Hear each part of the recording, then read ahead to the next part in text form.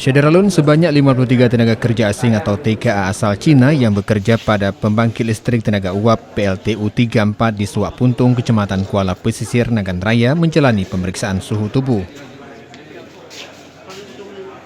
Pemeriksaan dilakukan oleh tim medis Dinas Kesehatan kerjasama dengan Dinas Tenaga Kerja setempat dalam rangka mengantisipasi wabah virus corona. Adapun para TKA dari Cina ini didatangkan oleh 3 perusahaan untuk membangun PLTU berkapasitas 2x200 MW. Selain pemeriksaan suhu tubuh, tim imigrasi Melabuh juga memeriksa kelengkapan dokumen pekerja.